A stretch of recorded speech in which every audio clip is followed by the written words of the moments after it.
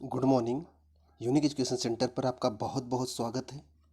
जैसा कि थंबनेल से पता हो गया होगा कि आज हम आपको अंतरिक्ष के बारे में कुछ विशेष कुछ महत्वपूर्ण चीज़ें बताएंगे जो आपके जानकारी के लिए तथा आपके एग्ज़ाम के लिए दोनों के लिए ही बहुत महत्वपूर्ण होगा। तो ये चित्र ध्यान से देखें। आपको दिख रहा होगा बीच में सन लिखा है।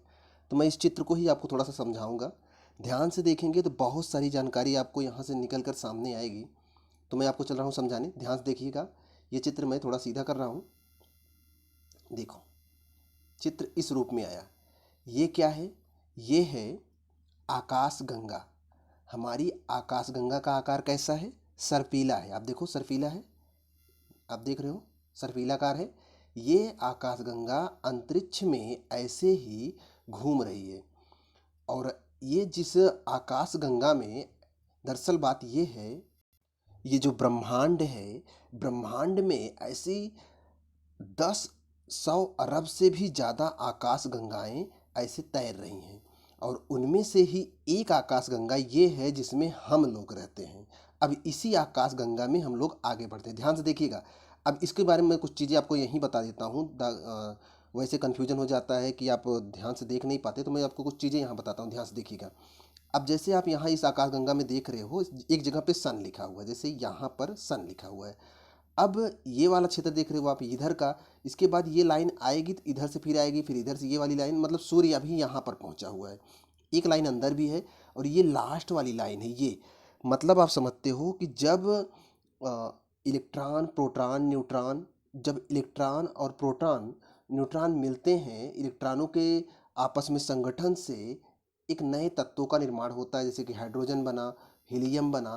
तो हाइड्रोजन और हीलियम, देखो एक चीज़ आप जानते रहिएगा कि जब शुरू में आकाशगंगा था, तो ब्रह्मांड था जब शुरू में, तो लाइट नहीं था। तो ये इलेक्ट्रॉन, प्रोटॉन, इन्हीं से सभी तत्व बने हुए, तो आप जानते हो इलेक्ट्रॉन, प्रोटॉन, न्यूट्रॉन, ये सभी तत्व आपस में मिलकर अन्य तत्वों का निर्माण करना शुरू किए, जैसे हाइड्रोजन, हीलियम। तो हाइड्रोजन और हीलियम के तत्व भी यहाँ, जैसे आप ये किनारे वाला पार्ट देख रहे हो, तो इधर हाइड्रोजन और हीलियम की जो गैसें हैं, ये आपस में संगठित होती हैं, मतलब पास पास जाती हैं तो खिंचाव होता है। खिंचाव होता है तो एक बड़ा सा बंडल बनाने लगती हैं। और जब बंडल बनाने लगती हैं तो अंदर वाला भाग दबाव में आता है, तो उसमें गर्मी होती है। तो ये जो हाइड्रोजन होता है, ये हीलियम में बदलने लगता है। और हीलियम में जब बदलने लगता है, तो इस दौरान जो क्रिया शुरू होती है, उसे बोलते हैं नाभिकीय संलयन की क्रिया। अब नाभिकीय संलयन की क्रिया के दौरान ही तारों का निर्माण होता है। तो यहाँ से तारों की बनने की प्रक्रिया यहाँ से शुरू होती है, ध्यान रखिएगा। अब ये जब तारे बनेंगे तो इनका समय भी तो पूरा होगा, फिर यहाँ से घूम के आएंगे, इस लाइन में आएंगे, फिर इस लाइन में आएंगे, फिर इस लाइन में आएंगे, लास्ट में यहाँ पहुँच के तारे खत्म हो जाते हैं। तो जब यहाँ पर ये खत्म हो जाते हैं, तो अगर इन तारों का द्रव्यमान, जैसे जहाँ पर खत्म हो रहे हैं, यहाँ की बात मैं कर रहा हूँ, अगर यहाँ पर ख़त्म हो रहे हैं और इनका द्रव्यमान सूर्य के द्रव्यमान के 1.5 गुना से ज़्यादा है, तो ये ब्लैक होल बन जाएंगे।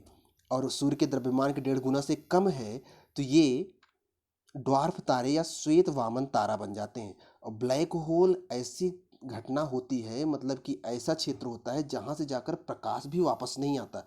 अर्थात इन क्षेत्रों में अगर कोई चीज़ चला गया तो वो वापस लौट कर नहीं आएगा। अर्थात इस क्षेत्र में हम बोल सकते हैं ब्लैक होल्स हैं।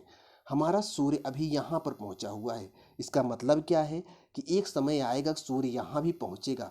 और जब सूर्य यहाँ पहुँचेगा तो सूर्य के साथ सूर्य के परिवार भी हैं, मतलब सोलर परिवार भी है, सोलर सिस्टम भी है, मतलब उसमें बुध, शुक्र, पृथ्वी, मंगल, सभी ग्रह भी हैं, उपग्रह भी हैं, क्षुद्र ग्रह भी हैं। ये सब भी यहाँ पहुँचेंगे और इस ब्लैक होल में समाहित हो जाएंगे, अर्थात सब कुछ नष्ट हो जाएगा।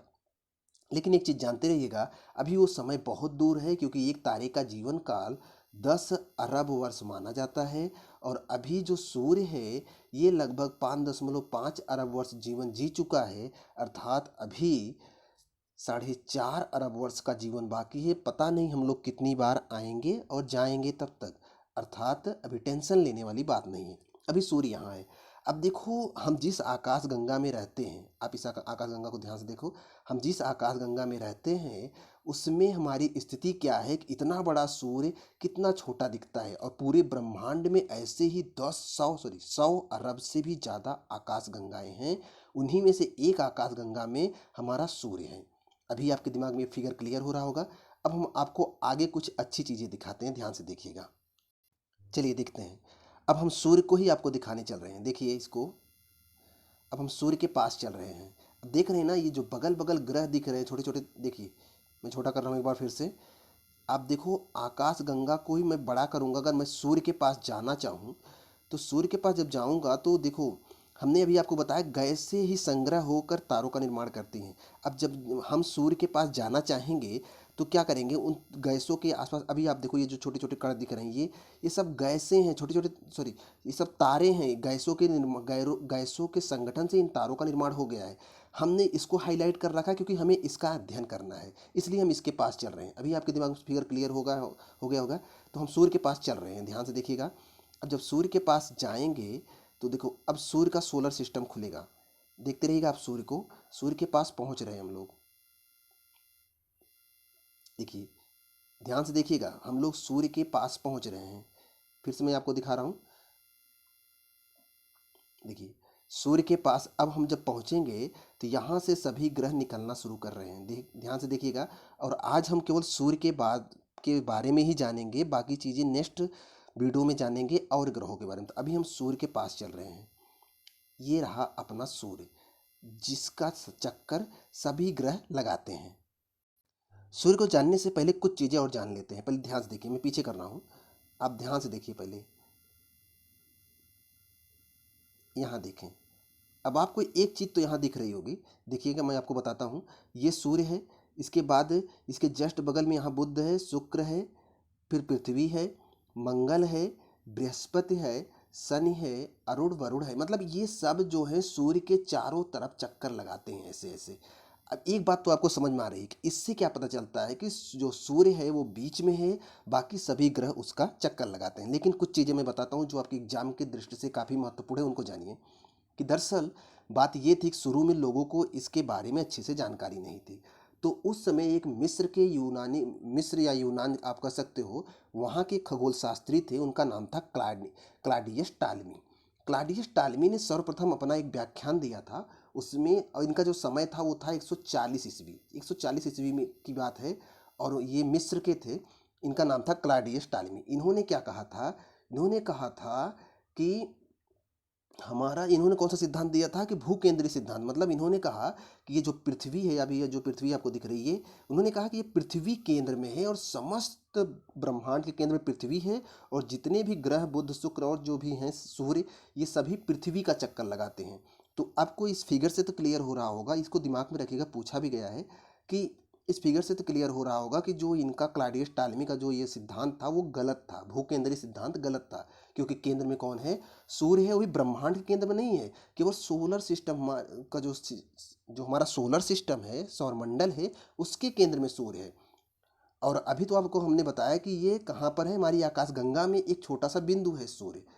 इसके बाद ये बात तो आपके क्लियर हो गई होगी। अब दूसरी बात मैं आपको बताता हूँ, ध्यान देखिएगा। अभी इनका सिद्धांत सही नहीं है, लेकिन जानते रहिएगा, पूछ लिया जाता है कभी कभी। अब कुछ समय बाद, ये जब ये बताए थे तो उस समय था 140 ईस्वी। कुछ समय बाद की बात है, कुछ समय क्या, बहुत समय बाद, 1473 की बात है। 1473 ईस्वी, मान चलो 1200-1300 साल बाद, पोलैंड के एक खगोल शास्त्री थे, उनका नाम था निकोलस कॉपरनिकस। निकोलस कॉपरनिकस ने ये बताया कि भाई साहब, आप टालमी जी जो आप बताए थे, ध्यान दीजिएगा, जो टालमी थे यूनान के थे, और जो निकोलस कॉपरनिकस हैं ये पोलैंड के हैं। पोलैंड की राजधानी वारसा है, जानते रहिएगा, यूरोप महाद्वीप में ये है। तो ये इन्होंने क्या कहा कॉपरनिकस ने कि भाई साहब, टालमी जी जो आप बताए हो वो सरासर गलत है। दरअसल पृथ्वी केंद्र में नहीं है, दरअसल पृथ्वी केंद्र में नहीं है, केंद्र में तो सूर्य है। उन्होंने ये कहा कि पूरे ब्रह्मांड के केंद्र में, कॉपरनिकस ने क्या कहा, पूरे ब्रह्मांड के केंद्र में सूर्य है। क्या अभी आपको लग रहा है पूरे ब्रह्मांड के केंद्र में सूर्य है, जैसे कि आपने शुरू से देखा? तो इन्होंने भी हालांकि कुछ तो सुधार किया, लेकिन पूरा सुधार नहीं किया। इन्होंने कहा ब्रह्मांड के केंद्र में सूर्य है, ऐसा नहीं है, केवल सौरमंडल के केंद्र में सूर्य है। तो ये भी हालांकि थोड़ा सुधार किए, लेकिन पूरा सुधार नहीं किए, लेकिन कुछ तो सही था। तो दोनों पूछा जाता है कि इनका भूकेंद्रीय सिद्धांत था कि इनका सूर्य केंद्रीय सिद्धांत था। तो ये इन्होंने बताया। तो इन दोनों का सिद्धांत आप जानते रहिएगा, एक तो यूनान के थे, मतलब कि मिस्र के, और एक पोलैंड के थे, ये जानते रहिएगा। थोड़ा और समझिएगा, हालांकि इन्होंने जो सिद्धांत दिया तो दिया, लेकिन एक वैज्ञानिक और आए, उनका नाम था जोहान्स कैपलर। अब कैपलर साहब ने क्या कहा? कैपलर साहब ने कहा कि पहली बात तो कैपलर ने ये कहा था, ये दिया था कि ग्रही कक्षाओं की गति का नियम दिया था, और इन्होंने भी ये माना कि जो सूर्य है ये भी ब्रह्मांड के केंद्र, मतलब कैपलर साहब भी यही मान रहे थे कि जो सूर्य है ब्रह्मांड के केंद्र में है। लेकिन एक बहुत बड़ी घटना होती है, वो जो सबसे इम्पॉर्टेंट है, जो आज तक माना जाता है कि ब्रिटेन के एक खगोल शास्त्री थे, ब्रिटेन के थे, वही अंग्रेज जो हमारे यहाँ आए थे वहीं के, ब्रिटेन के खगोल शास्त्री थे, उनका नाम था विलियम हर्सले। विलियम हर्सले ने क्या बताया? विलियम हर्सले ने बताया कि ये जो सूर्य है, पहली बात उन्होंने अपने दूरबीन से ब्रह्मांड का अध्ययन किया, और उन्होंने ये बताया, 1850 ईस्वी की बात है, ध्यान रखिएगा, उन्होंने ये बताया कि ये जो सौर मंडल है ना, ये आकाश गंगा का एक अंश मात्र है, मतलब एक टुकड़ा है, छोटा सा हिस्सा है, और उसी में आकाश गंगा में ये सूर्य है, एक अंश मात्र है। तो इनका एकदम सटीक था, ये इनका एकदम सही था। तो यहाँ तक आज हमने जाना, और हमने आपको जो बताया वो इम्पोर्टेंट चीज़ें थी। आज इस वीडियो को यहीं रोकते हैं। अगली वीडियो में हम सूर्य के बारे में पहले इसके बारे में कुछ चीज़ें और पढ़ेंगे जो एग्जाम में पेपर में आते हैं, प्लस फिर हम सूर्य को केंद्र में रख कर ध्यान से पढ़ेंगे सूर्य की विशेषताएं, सूर्य के गुण, सूर्य के आसपास की स्थिति, उसके बाद हर ग्रह को इससे कंपेयर करके देखेंगे, प्लस अंतरिक्ष की और भी घटनाओं को देखेंगे और जानेंगे इसके बारे में, ताकि यहाँ से जो क्वेश्चन बनते हैं वो भी सही हो जाएं, आपके थोड़ी सी आपकी अंतरिक्ष के विषय में जो जानकारी है वो सही हो जाए। थोड़ा सा ध्यान रखिएगा। फिर से मैं आपको दिखा दे रहा हूँ कि ये जो देख लीजिए, आप इसको देखिए ध्यान से, वास्तविक स्थिति ये है कि अगर मैं इसको बना दूँ तो ये आकाशगंगा है। यही सब वो लोग बताए थे कि ये जो ब्रिटेन के जो थे विलियम हर्सले ने 1850 में बताया, उन्होंने कहा कि ये जो सूर्य है, देखिए आप, इन्होंने जो बताया था कि ये जो सूर्य है आकाशगंगा का एक अंश मात्र है। इनकी बात एकदम सही थी। अब इसी को हम लोग पढ़ते हैं, तो जब पढ़ते हैं तो इसी को हम लोग देखते हैं, तो सूर्य को ही हम लोग अलग से निकाल के देखते हैं। जब सूर्य को अलग से निकाल के देखते हैं तो पूरा सोलर सिस्टम सामने आता है, तब सूर्य को हम ध्यान से पढ़ते हैं। तो नेक्स्ट वीडियो में हम लोग सूर्य को ध्यान से पढ़ेंगे, प्लस अभी अंतरिक्ष के बारे में और बहुत महत्वपूर्ण चीज़ें आपको बतानी है, तो अगले वीडियो में देखते हैं। अगर आप चैनल पर नए हैं, चैनल को सब्सक्राइब कर लीजिए। मिलते हैं आपसे नेक्स्ट वीडियो में, तब तक आप पढ़ते रहें।